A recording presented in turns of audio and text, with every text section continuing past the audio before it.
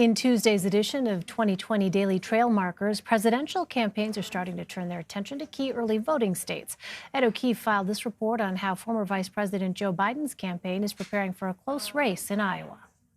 So it's the first few days after Labor Day when most presidential campaigns like to reset, maybe relaunch, and try to focus on new policy ideas or take trips to parts of a state that they're trying to win over. But with a hurricane barreling through the southeastern United States, it's going to be really hard this week for presidential candidates to break through. So they're likely to spend the next few days maybe regrouping and preparing for next week's debate in Houston, at least for those 10 candidates that will be on stage. One campaign, though, that's trying to sort of reset expectations and temper how long they think this campaign could run is the Biden campaign. Senior advisors to the former vice president on Tuesday, in a lengthy conversation with reporters, tried to set out some expectations and some markers. First, raising real criticism of the argument made by some in the media in recent weeks that the vice president isn't generating the same kind of enthusiasm or interest or energy as other candidates. Like that matters. As one of the senior aides on the call said, it's not like the Democratic Party is based on Twitter. It's an ideologically diverse and far-reaching party, and one that's also quite older.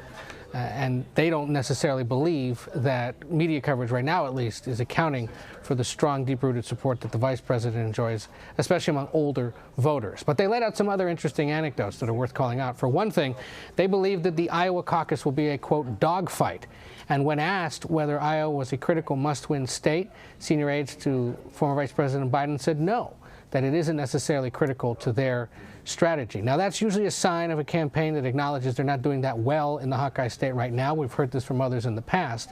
But given the strength that Biden has in terms of name ID, money raised, and national structure to his campaign, perhaps they believe, at least for now, that he can afford to not win in Iowa, do better in New Hampshire, South Carolina, Nevada, and other states. But they also say that they fully expect this campaign to go beyond those first 4 early states, into the Super Tuesday states and potentially beyond, with at least 3 or 4 contenders continuing on into the spring.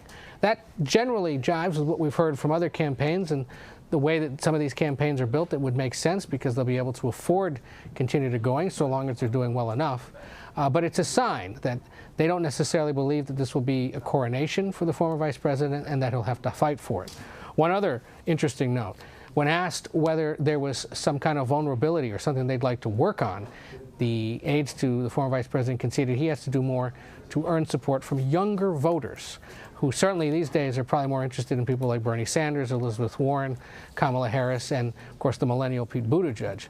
They said one way that they expect Biden to try to attract younger voters in the coming weeks is to focus on his previous work on gun control, specifically getting the 1994 assault weapons ban passed, and his continued support for it during his later years as a senator. Also his work on the Affordable Care Act with President Obama. So interesting to see the Biden campaign, at least this week, trying to temper expectations and remind us it could be a very long presidential campaign. Elaine? Okay, Ed O'Keefe, thank you.